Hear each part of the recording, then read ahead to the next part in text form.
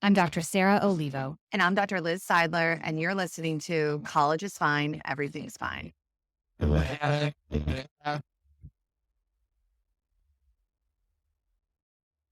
right. So some of you probably already know Sadie, and some of you might not. So we'll do the introduction, but sure, her bio really is going to speak for itself. So we have Sadie Sutton, who is a 19-year-old psychology student at the University of Pennsylvania. And after receiving a year and a half of intensive treatment, beginning at 13 years old, and fully recovering from severe depression and anxiety, she was inspired to share her story with fellow teens going through their own personal growth. Sadie, we're so excited to have you on today. Thank you so much for having me. I'm so excited to be here. And I think the thing that connected us really is that we are all lovers of and speakers of DBT, that specific sort of language. I would say that that's something we all have in common. And it turns out that we know some of the people who helped you through that intensive time.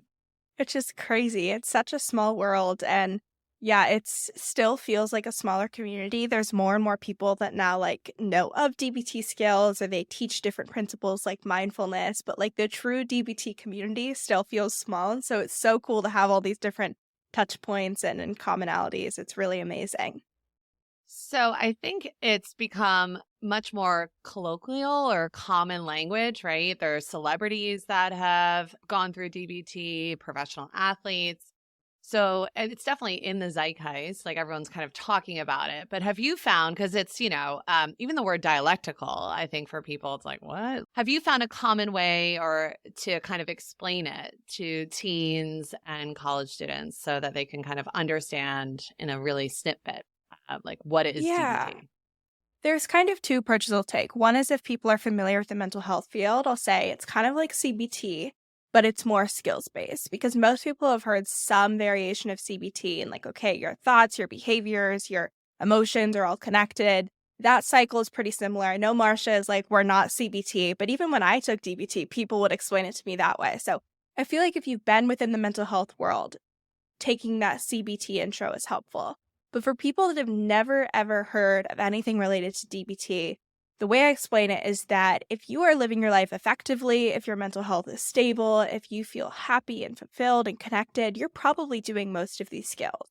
But when you're struggling with your mental health and when you are being in a difficult spot with getting your emotional needs met, you tend to depart from this effective way of coping and this effective way of using your skills. You get really maladaptive in the way you get your relational and validation needs met and the way that you're self-soothing or you're coping with these intense emotions or urges. And so what DBT does is it really effectively lays out every way to cope with any type of problem, whether it's emotion regulation or mindfulness or interpersonal effectiveness, distress tolerance.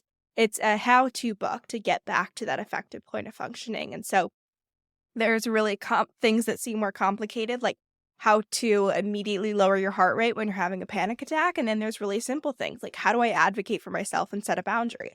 And so for people that have really great mental health, they're like, why do these things need to be taught? And which is great. You are using these skills, you're being effective. And then we just have to remember that sometimes people, again, have developed really ineffective ways. You have to get back to that baseline, that way of functioning effectively.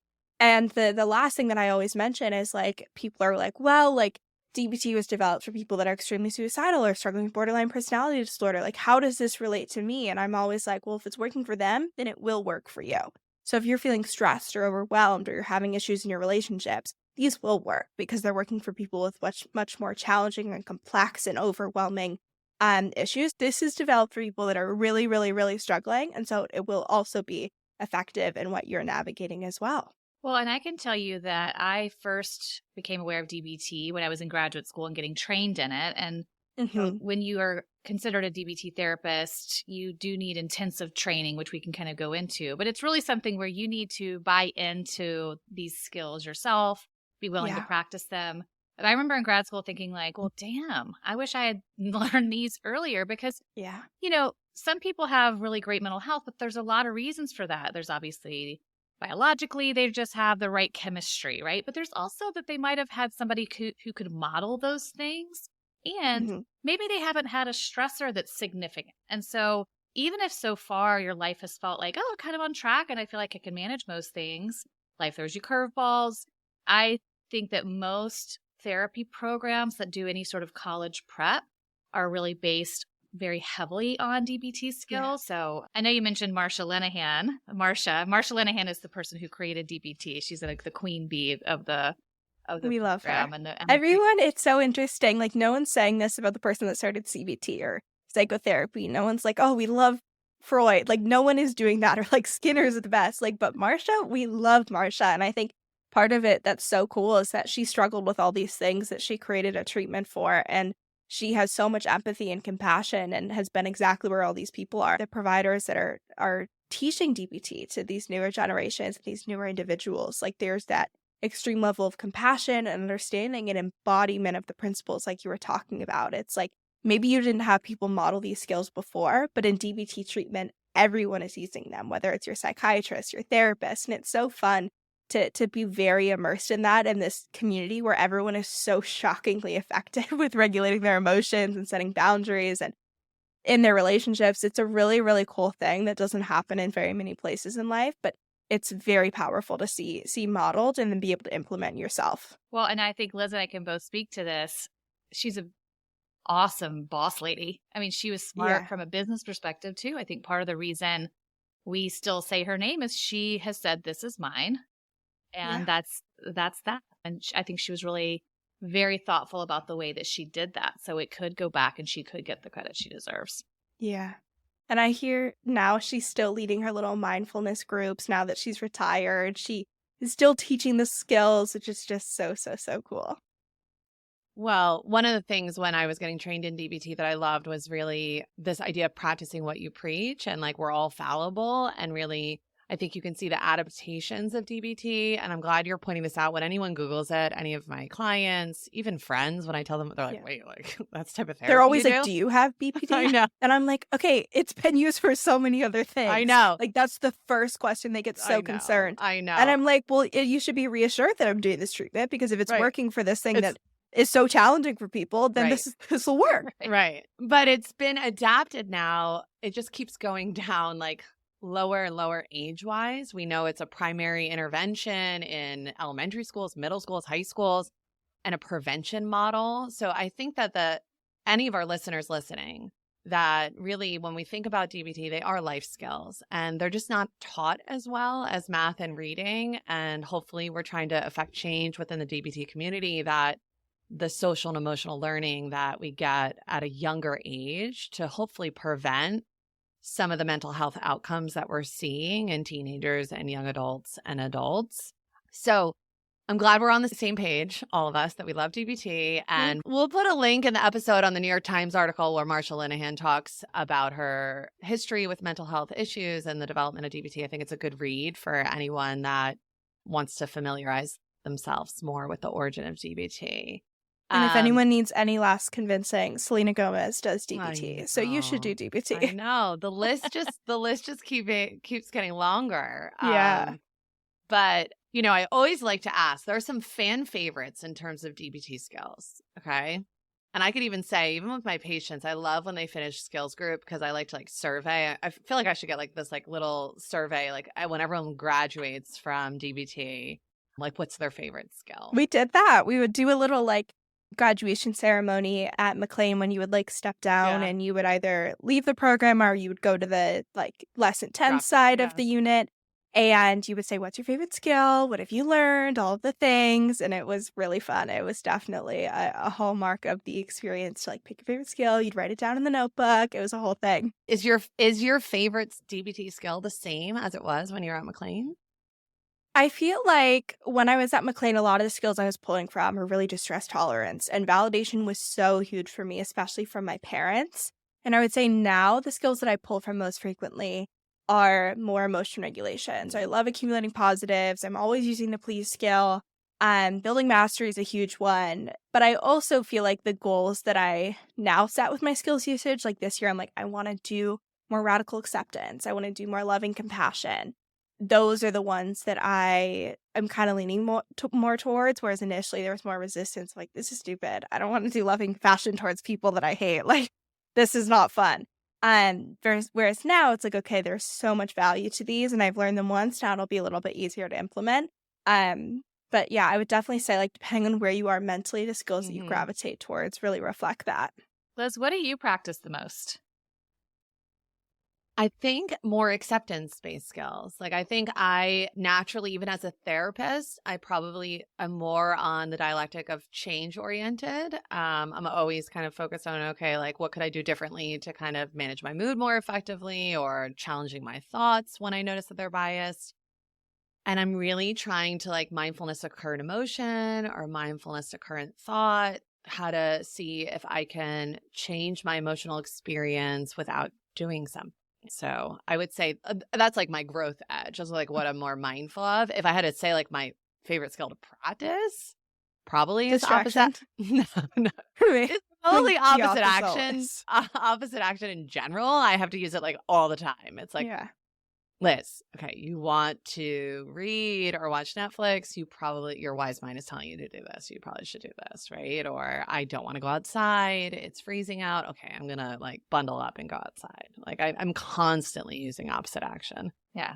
I would say it's interesting because so many people, when I'm trying to teach the idea of radical acceptance, which in short just means embracing what's in front of you with open arms. And it's not the same thing as just sucking it up.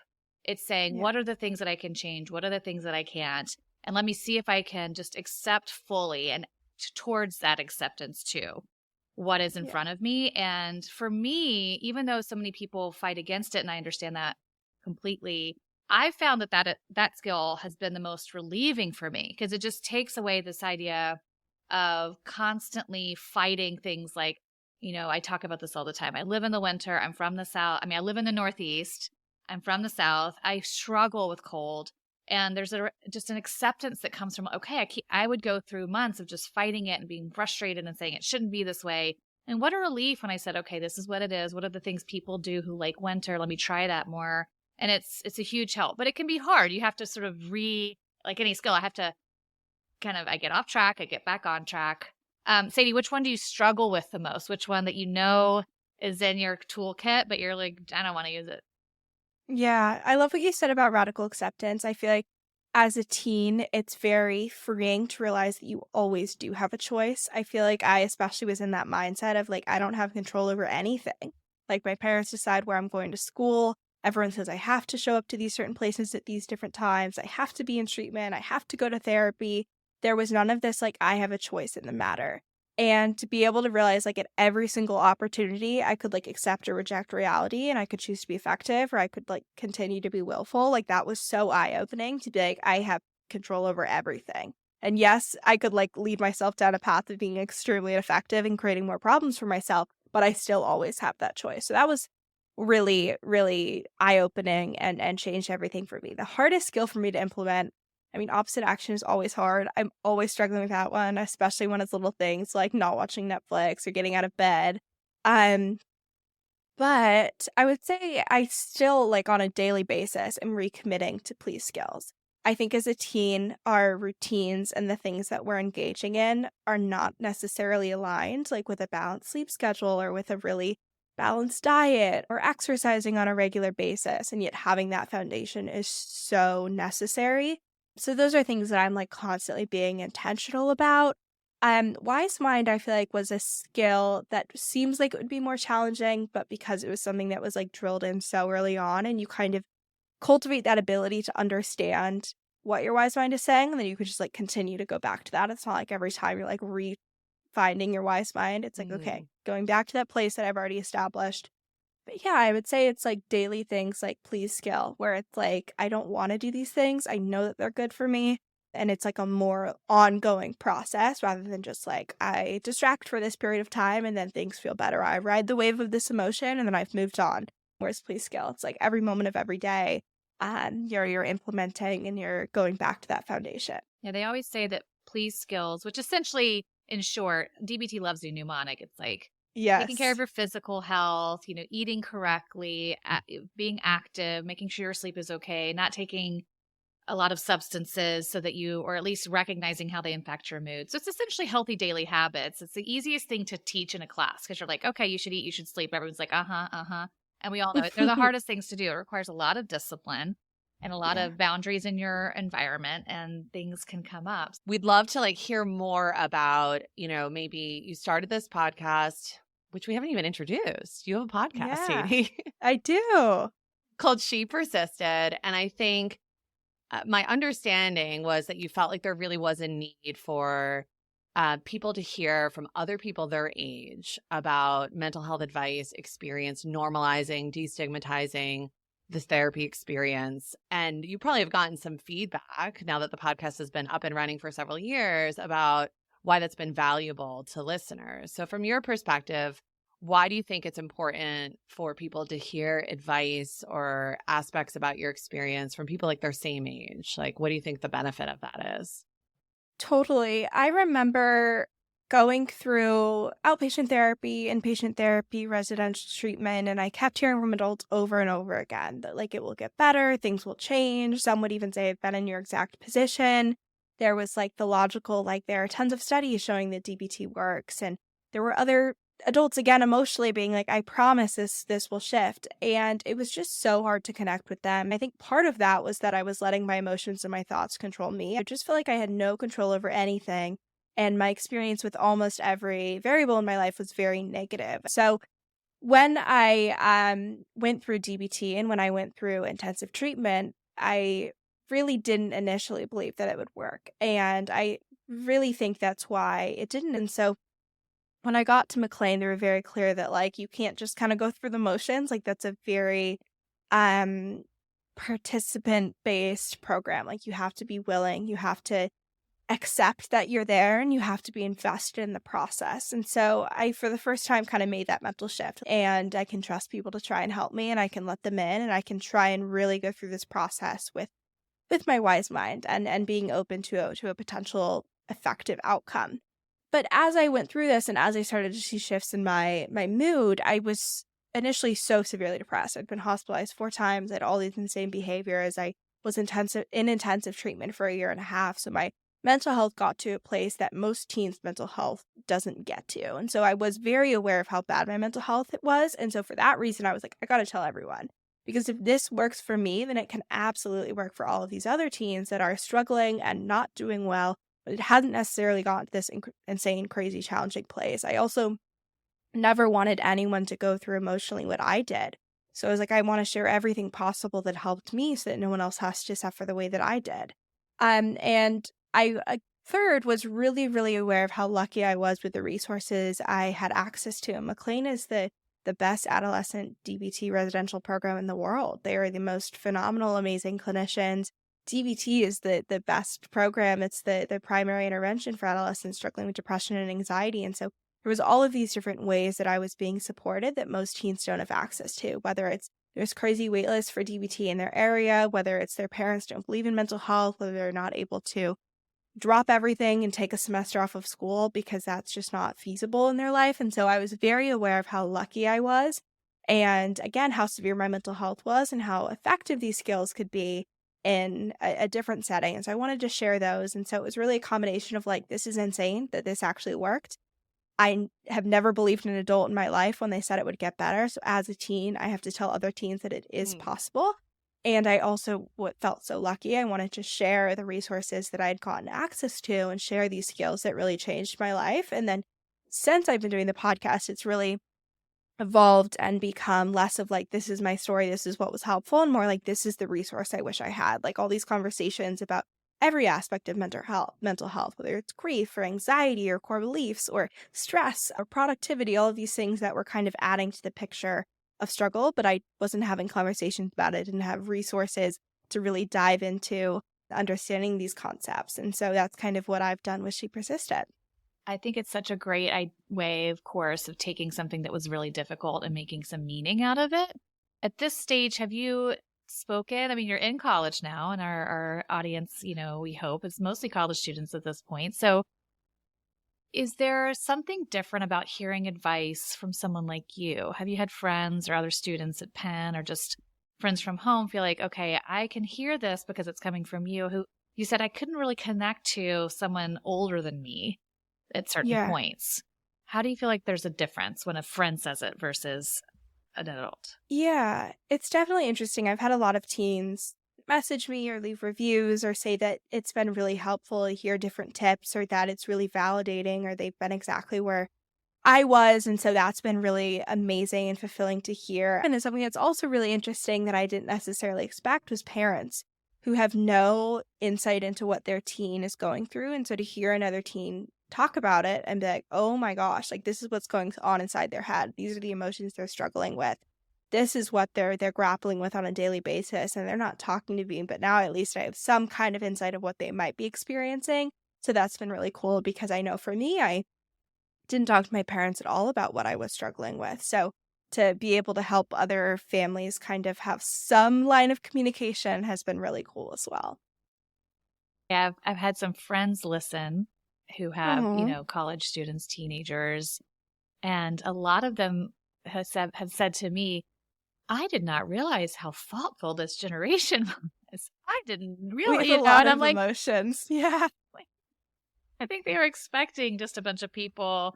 Who knows? But it's been nice to debunk some of those Yeah. We myths. don't have a good reputation when it comes to mental health. Everyone's like, Gen Z is so dramatic. They are like struggling with all of these things. It's like, okay, yes, we do struggle a lot. The statistics show that. But I think there's also so much willingness to educate ourselves and try to Mhm. improve and implement skills and feel better. Yeah. So it's just about kind of walking the walk and getting that across to other people. Like, yes, we're complaining a lot, but we also want to do something about it. Exactly.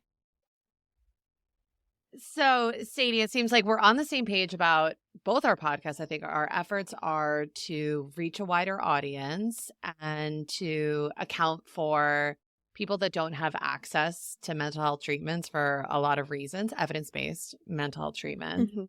And it seems like you're listen to your podcast, there's some hopefulness that you can kind of give to people that might be in places that you've been in before.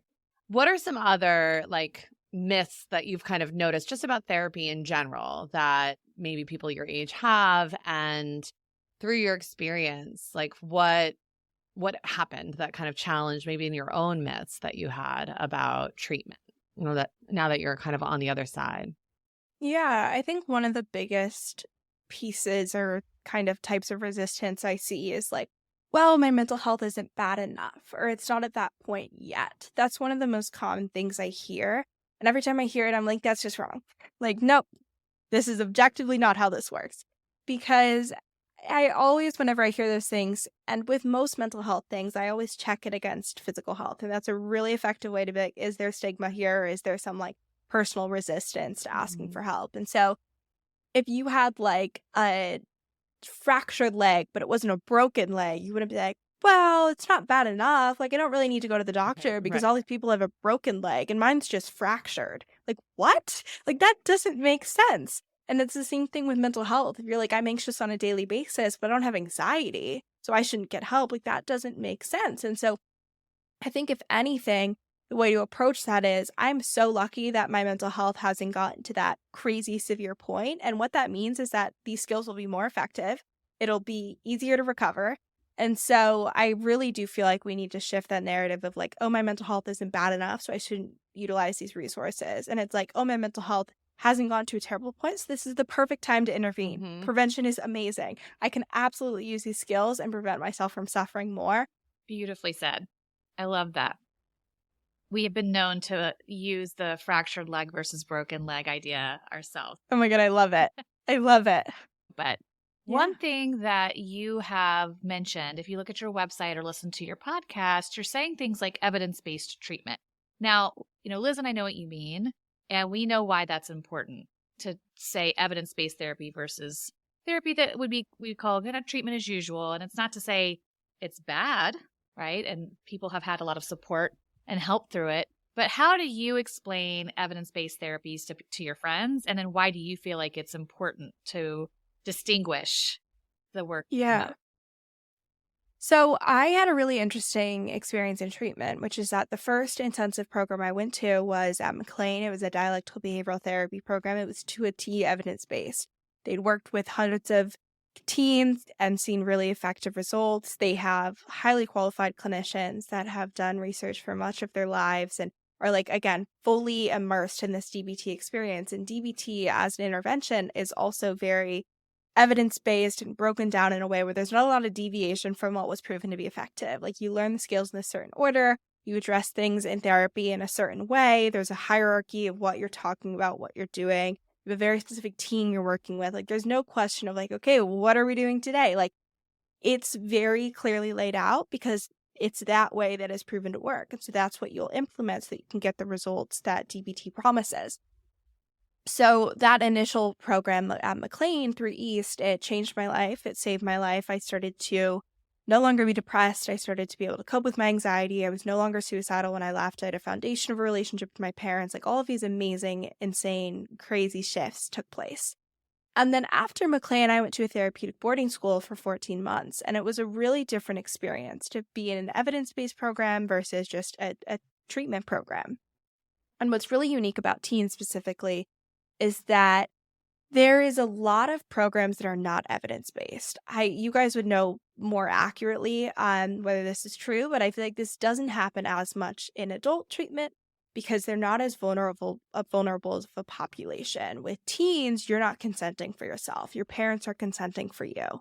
And so it's a really different experience because you're not able to do all this research for yourself. You're not the one making the decisions. Someone else making a recommendation to your parents and then them signing off on your behalf. And so the therapeutic boarding school that I went to, while it was effective to maintain the progress that I'd made, kind of have that stability, have that long period of time to practice my skills and get good at them before I moved home and went back to that original environment, there were a lot of things that were not as effective. It wasn't an evidence-based intervention. It was just kind of like, what are we going to talk about this week? And then there was other things also that are common in this thing called the troubled teen industry, which is just a nickname for these programs that are not evidence-based and are not regulated as much. So not talking to your parents at all, or maybe talking to them only once a week. Really no expected length of stay or timeline on how long you would be in treatment for.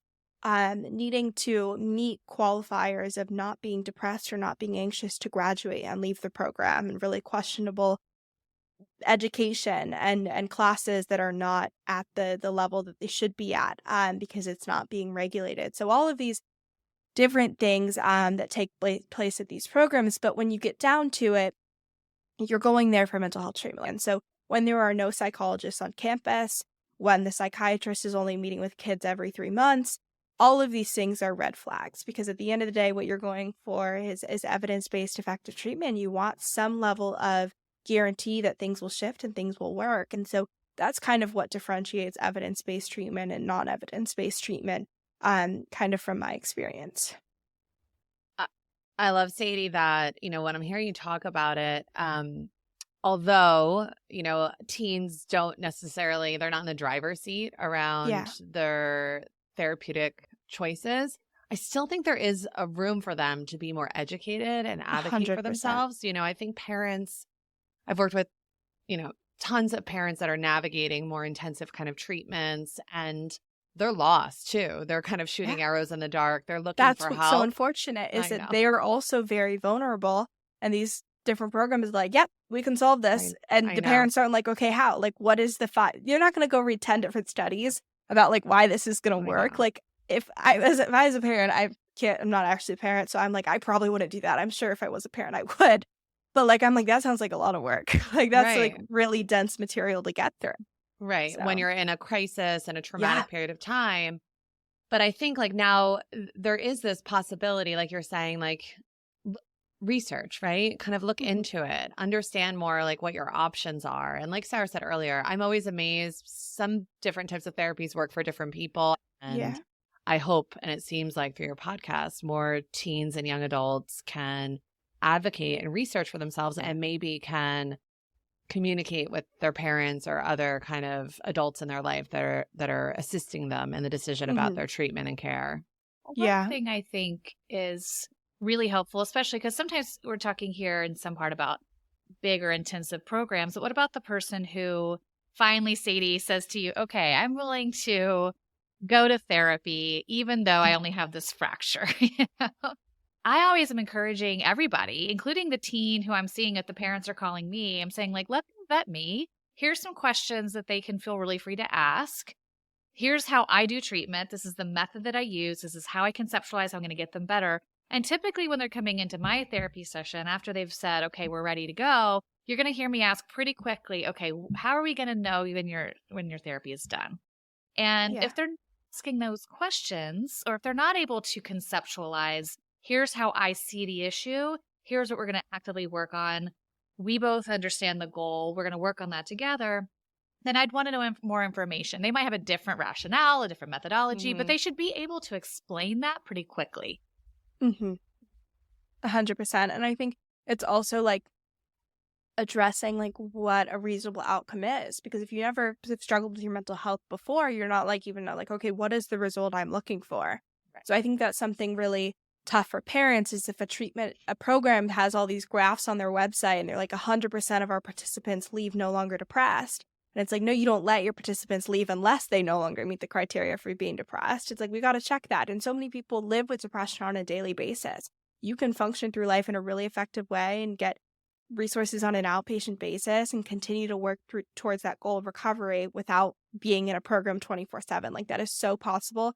And in a lot of ways, probably more effective, because you're implementing and using the skills in the real environment that you'll have to independently. And so it's really like understanding, okay, like what is the outcome that I'm looking for? Because like that's also another different thing you would never even be aware of. And so for any teens or parents, like one Google search, just look up the program name and breaking code silence, or program name, troubled teen industry. And very quickly, you'll see people being like, this was such a terrible experience. And I think what's also interesting is like, as teens, there's also this element of like, when you leave these negative reviews, like, oh, they didn't accept it, they didn't want to get better, they're just still struggling. And so we have to remember, like, a lot of these kids that are writing about these experiences, they were there for like over a year.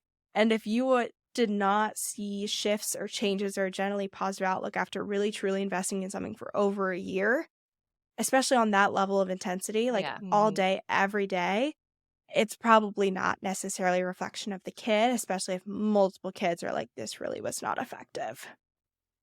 Yeah. It's important to pay attention to that. And Yeah. we can also share in our episode notes some of these resources that you're mentioning for Yeah. sure. 100%.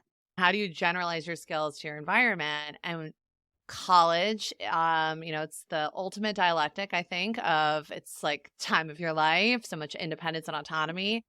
It's really hard. So what are some of the things, Sadie, that you are stressful in college for you? Even somebody, a skills master over there, you and your friends, what are the things that you guys are struggling with?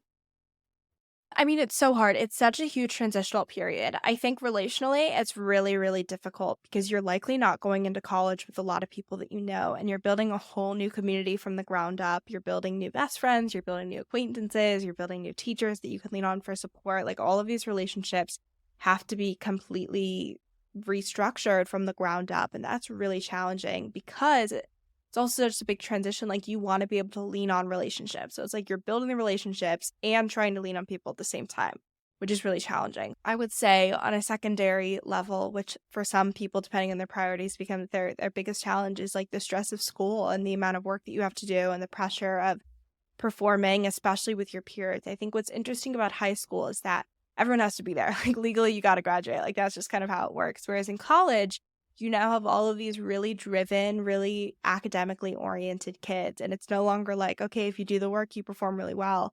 And so I think for a lot of people, you have to kind of reevaluate your expectations, especially if a lot of your identity has been impacted by that academic performance. Or even your extracurriculars in high school. Like, if you're like the kid, like, oh, like my identity is these clubs that I'm in, you probably won't have the same clubs at college. So what are your other interests? How do you spend your time? So that's another thing I would say, that identity shift and understanding where you fit in the context of your life, especially as you're comparing yourself to other people.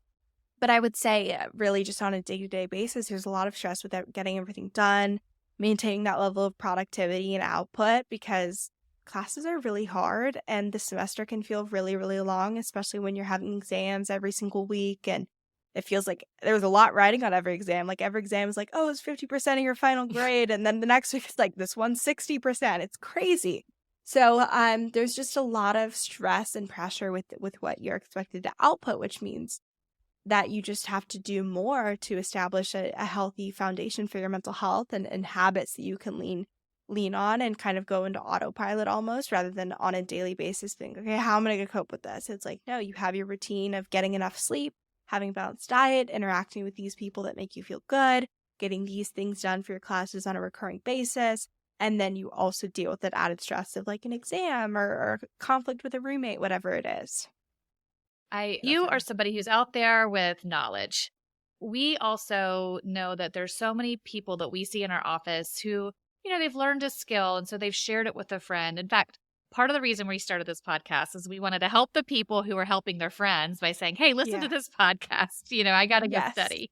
So, when you have had an experience and you've shared it with others, oftentimes what happens is people will come to you for advice, or they'll perhaps share more with you than they would someone else because they know you've been through it.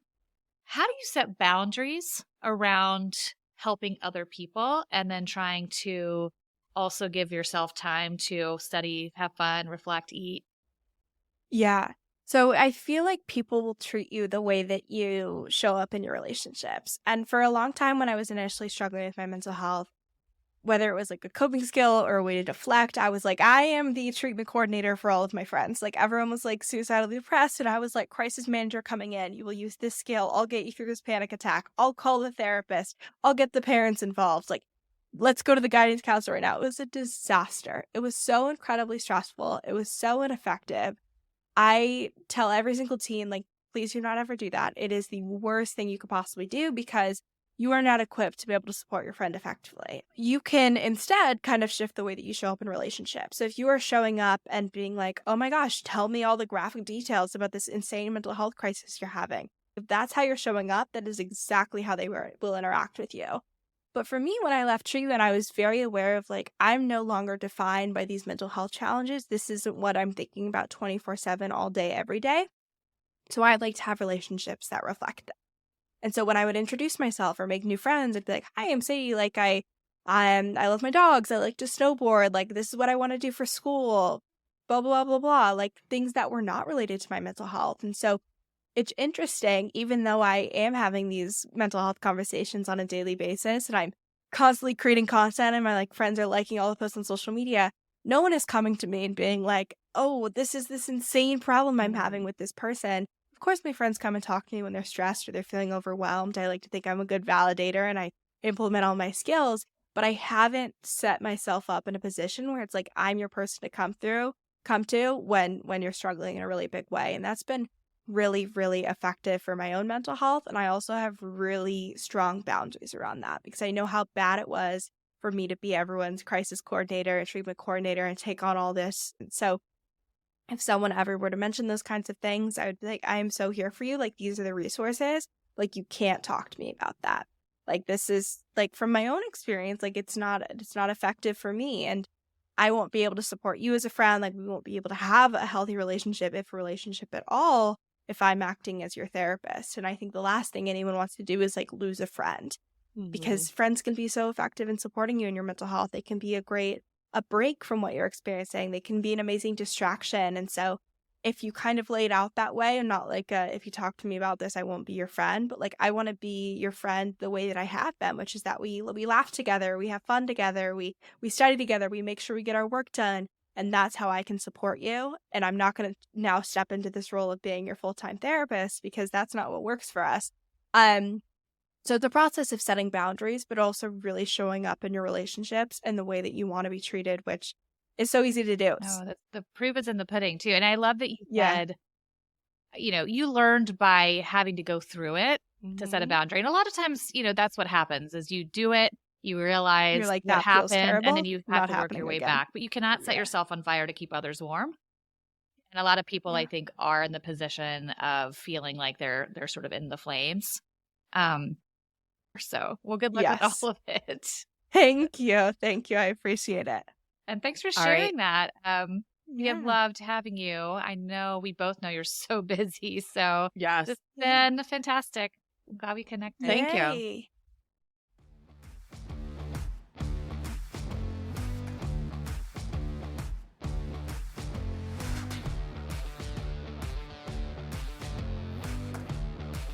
Thank you to our guests for sharing their stories and their advice. This podcast is for college students, and we want input by college students, so please reach out by text, email, or voice memo to collegesfinepodcast@gmail.com or 929-500-2231. Tell us your story, Give us tips on topics you'd like to hear, or give us feedback about an episode. Follow us on TikTok and Instagram at College is Fine Podcast for episode announcements and resources. And last but not least, if you enjoyed today's episode, please subscribe to the podcast. Every hit of that plus button helps us keep going.